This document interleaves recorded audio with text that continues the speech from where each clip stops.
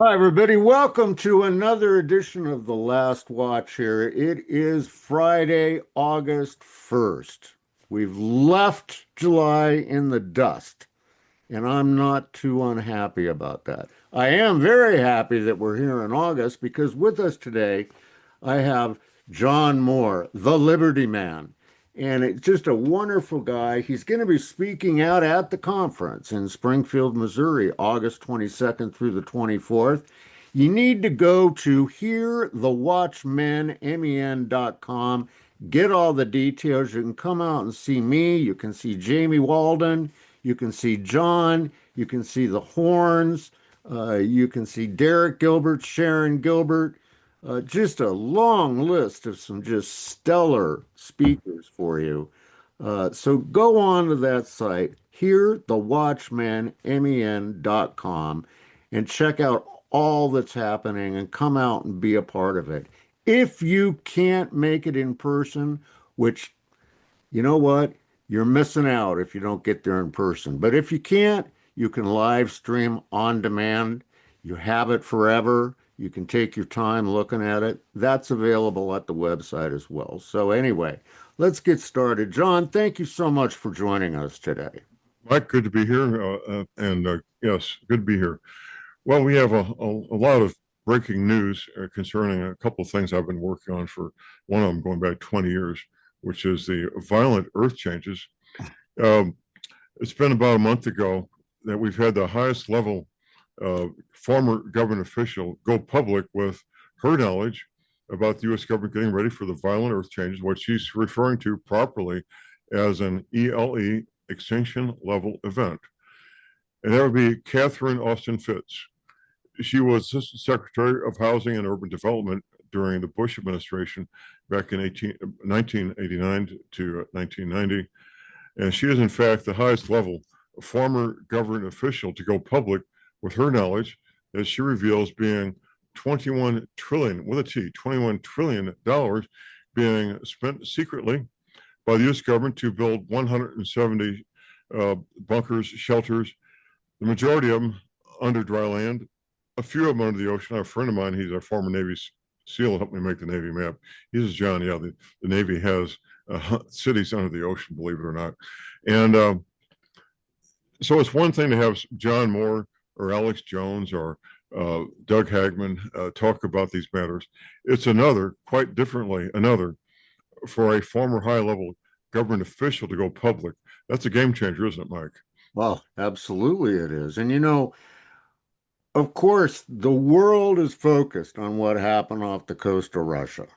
I mean, they're just focused. And then the earthquake, then the volcano, and just the craziness. But right here in the United States, John, there's a lot going on, isn't there? Well, there is. Let's talk about that earthquake. It's been about a week ago in Russia. Uh, I believe rated as an 8.9 on the Richter scale. Now, here's the deal. Charles F. Richter developed the Richter scale shortly after his death, and we're talking about 1983, 1984. The scientists knew 30 years ago what would be happening in the future, which was a dramatic increase in the number and severity of earthquakes. So they want to keep everything working normal as long as possible, keep the public in the dark. So they changed the Richter scale one full number value. Here's what that means. The Richter scale, first of all, is a logarithmic scale. When you go from a 1 to a 1.1, that doubles the strength of the earthquake. So at 8.9 on the Richter scale that happened in Russia, on the original Richter scale would be a 9.9. That's off the charts crazy in terms of severity. I've seen some videos of buildings looking like they were tinker toys, swaying and collapsing in this earthquake. It's a massive earthquake. Tsunami warnings being issued. Luckily, we didn't have any major ones that I'm aware of. But if you go to the U.S. Geological Survey website, you'll find the earthquake section. All earthquakes 4.9 and lower are in black letters. 5.0 and higher are in red. Red, danger, danger. So looking at that scale of the earthquakes on the USGS website, you'll find a dramatic increase in those that are 5.0 and higher. Now, going back to the Navy map, I worked with three Navy veterans who they were present at the classified briefings. I've since after that, I've talked to about 24 who are members of I teach concealed carry training here in Missouri. But these classified briefings, they were shown a map of North America with new coastlines. I worked with the three Navy veterans to recreate as best we could the map that they saw in the classified briefings. And that was back in 2008 is when I debriefed these men and recreated the Navy map. First thing people want to do, Mike, is find out if Aunt Nellie's home in Florida is going to be underwater. Well, that's important, but it's not the main point. The main point is all coastal areas worldwide, not just in North America, will be underwater with 300 to 400 feet of new water coming into these coastlines for the following reason: the disruption of the bulge of water at the equator. That's where the water is going to come from. It took me about a year to figure this out once I found out that that was going to be the case. Originally, I thought, well, melting ice in Antarctica. Well, Mike, ice can't possibly melt that fast. It just simply can't happen. So it turns out that this is common knowledge at every university that teaches oceanography. There's a bulge of water at the equator, not quite 500 feet above sea level measured at Cornwall, England. Anything disrupts the rotation and the tilt of the Earth, meaning a pole shift, will disrupt that bulge of water. That's what's going to cause the worldwide flooding of these oceans. And U.S. Navy had its first classified briefing in 1979. I have not found anybody was at a briefing between 79 and 85 when they started giving the briefings to the enlisted men and low-ranking officers. But that first briefing, I tracked it back to admirals being briefed in New Orleans. One of my listeners, we call him Paul from Montana, keeping his name secret, of course. He set up the lights, the sound system, the chairs, the tables, and there was a map on the wall. Until he watched my video, Global Warming, what the government is telling you, he did not know what that map meant. It had strange markings on it that made no sense. So when the briefing started, he was removed from the room. They had an officer charging guardian door, which is unusual. Typically, it's an enlisted man, a chief petty officer, and these admirals show up. This is the days of 1979. They were smoking cigars, joking. How's the family? How's the career? And they went into the briefing room. When I came out of the briefing room, Mike, they all looked like their puppy dog had died because they got one of the very first classified briefings for the flag rank officers. So it's been a challenge for me. I started on this effort in the late spring of 2000.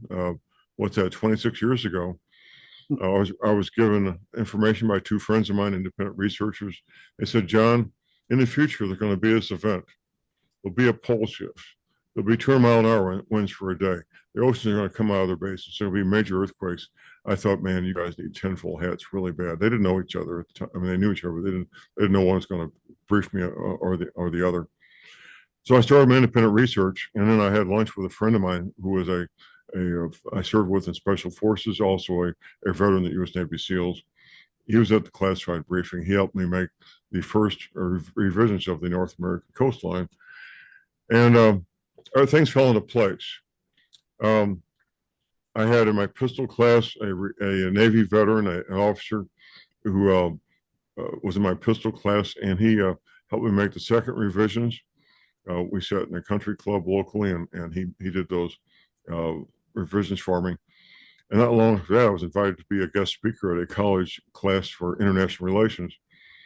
Unbeknownst to me, the other presenter was a officer who had been in the Navy Submarine Corps for 3 months, a year, loaned by his service, which will remain unnamed, to be in the Navy Submarine Corps. After the disastrous invasion we had of Grenada, the military started trading officers back and forth to avoid another disaster like we had at Grenada. So I'm having dinner with him and his wife and the college instructor at a pizza place in Walden, Missouri.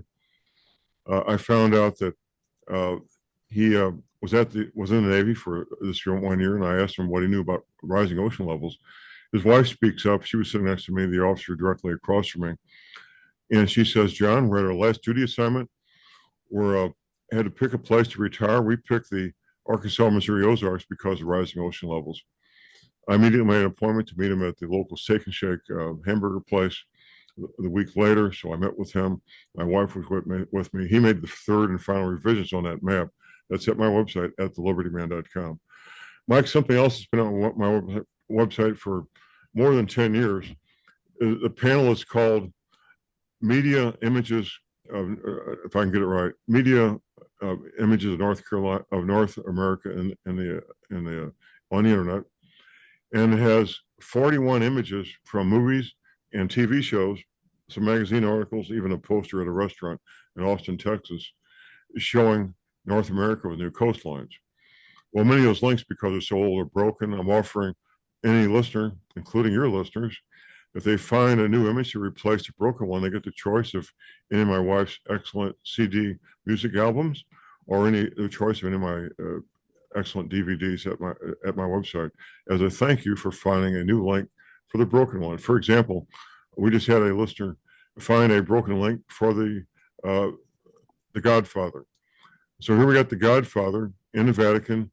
He's in a room that's probably 2,000 years old with a high-level Vatican, the head of the Vatican Bank, having a conference. The room has 20-foot ceilings, and on the wall behind the Godfather is a map of North America with different coastlines. Well, that image is now back on my website, just as one example. So it'll be a fun time to be in Springfield. Springfield is a beautiful community, a community of about 250,000 people. The headquarters for Bass Pro is there.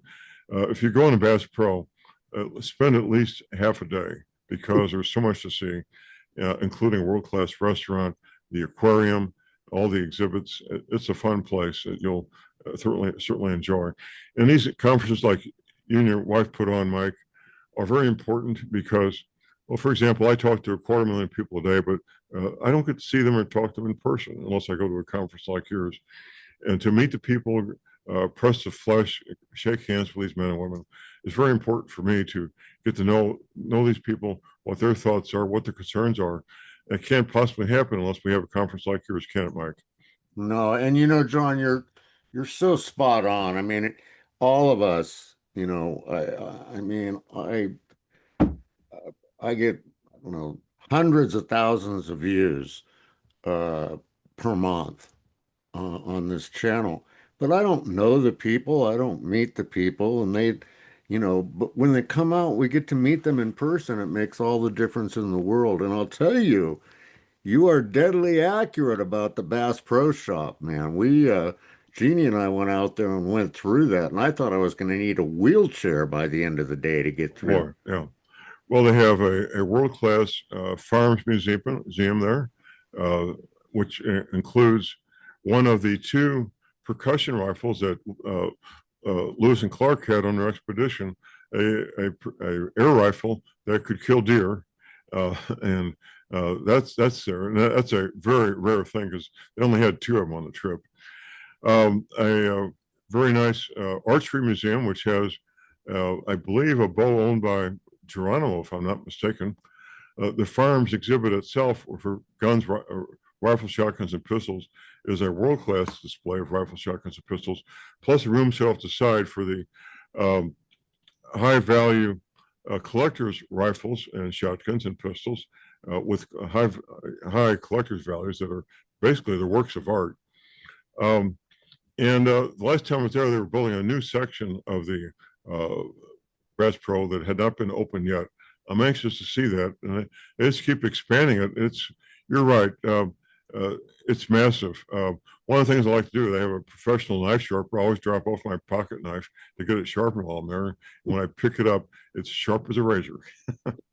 So it's something else, it is. John, you talk quite often about the Navy maps. And could you give for our listeners a little overview, first of all, what that actually is and why it's important for us to take a peek at? Okay. Well, the Navy scientists, going back to, I believe it was around 1979, not long before that first briefing to the admirals.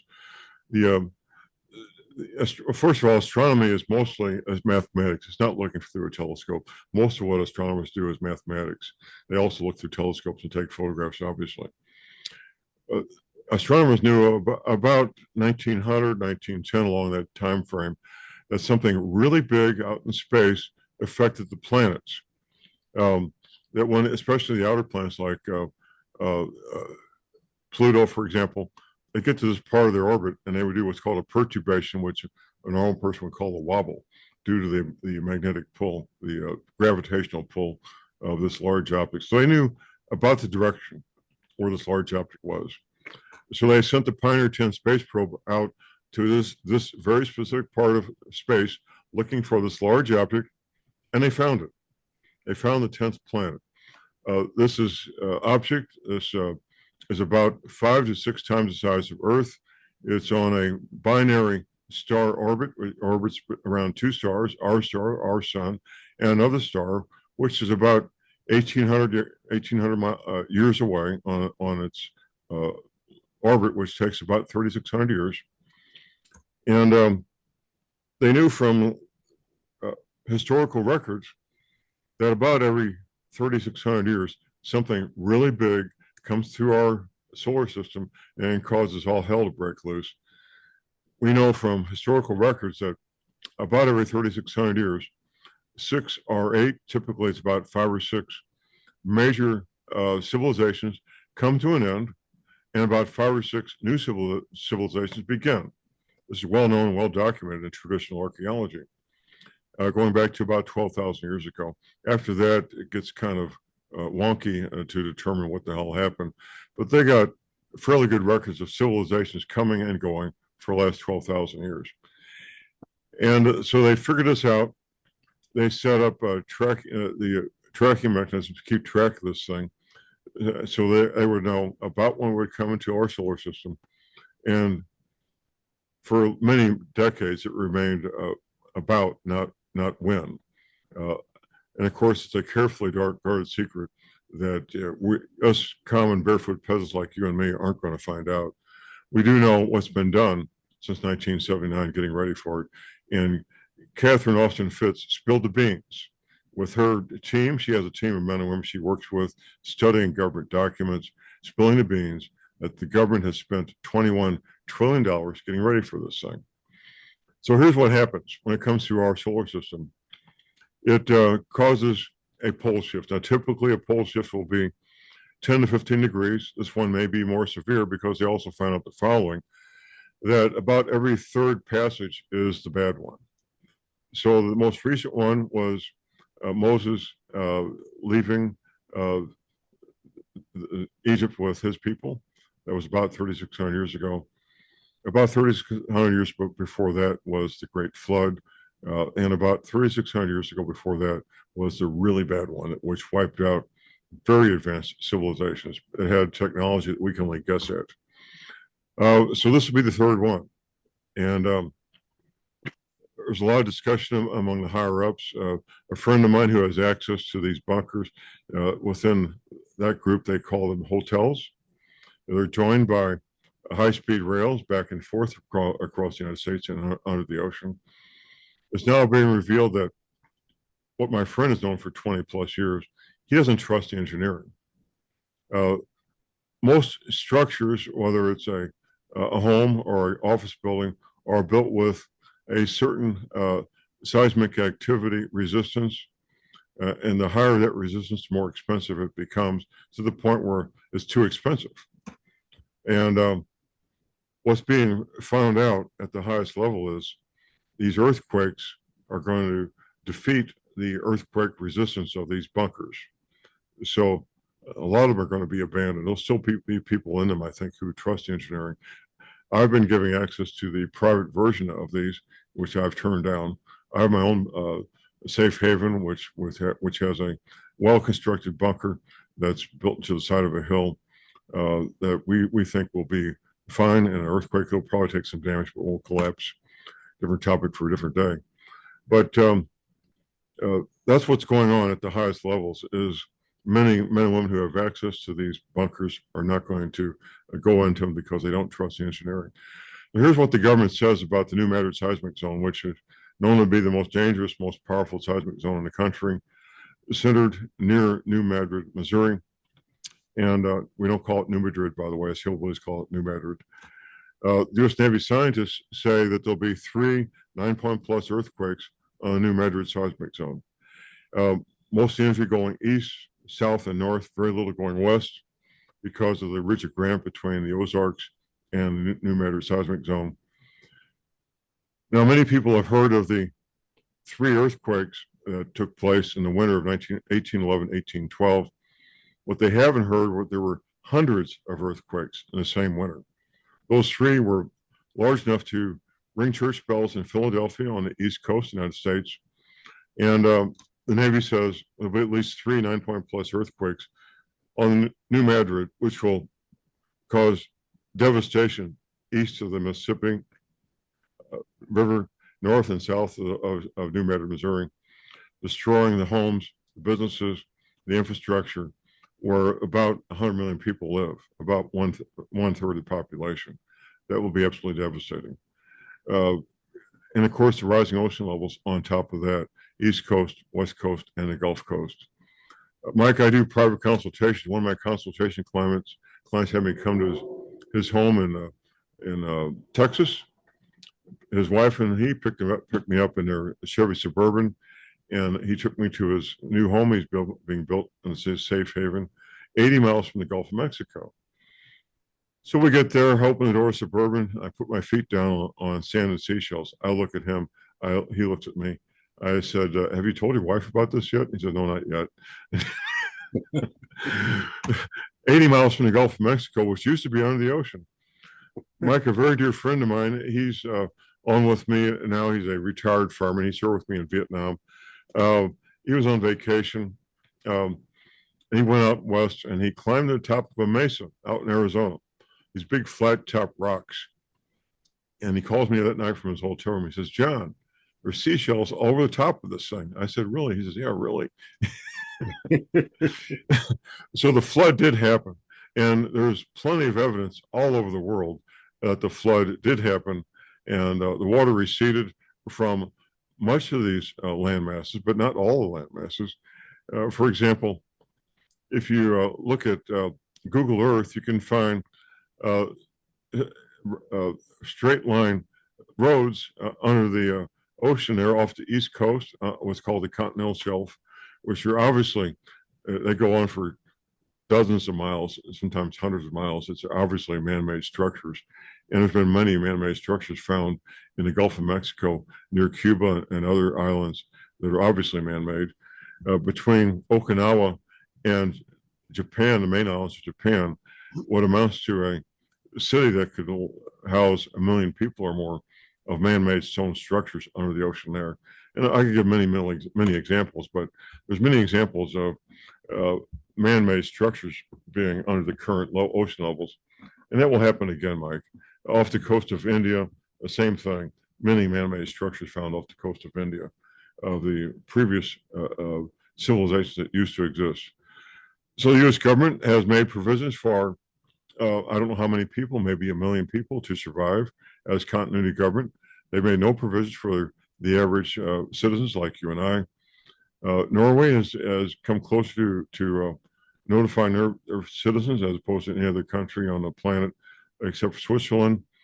I've met several Swiss citizens in my various presentations, and it's common knowledge in Switzerland, which won't be affected by flooding because they don't have a coast that's an issue. But it's common knowledge among people in Switzerland that these earth changes are coming, Mike, and they've made provisions in Switzerland to protect their people. For example, a friend of mine, he was in the Army station in Switzerland when he got arrived at new duty station. When he got the license plate for his vehicle, he also got directions and the address of the shelter for him and his family. Every family in Switzerland has a shelter to go to, which provisions to provide shelter and food for their family. And that's just the Swiss government God bless the Swiss, right, Mike? Yeah, amen to that. Absolutely. He also told me that every bridge in Switzerland has explosives already attached that they can blow the bridges if they need to protect from invasion from an invading army.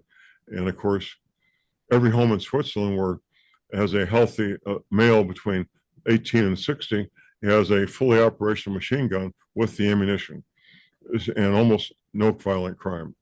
Maybe we should duplicate what the Swiss do and have a fully operational machine gun and ammunition in every American home, and we wouldn't have any crime. Would that work, you think, sir? Yeah, I think that would work. A matter of fact, I'm pretty sure a bunch of guys up here where I live already have all that set up, man. I'll tell you. Well, listen, John, uh, you do these private consultations. How do people get a hold of you to talk to you and the Real ordinary? simple, real simple, real simple.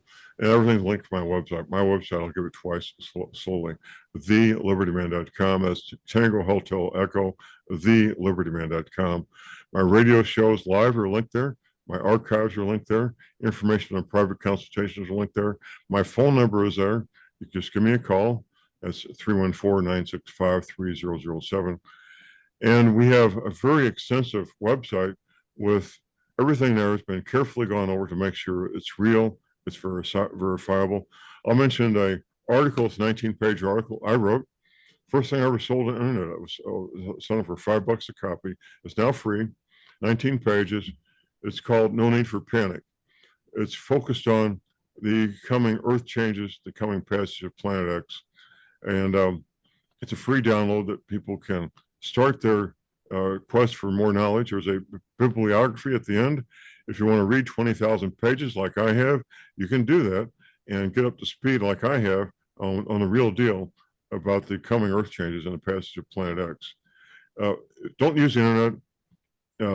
If you go to Google, for example, you'll find about 3 pages of silliness, of nonsense that are meant to distract you from the truth. And a good starting point is my website. You'll find links to the works of Dr. Velikovsky, for example, who wrote 3 books documenting the Earth changes that this planet has gone through.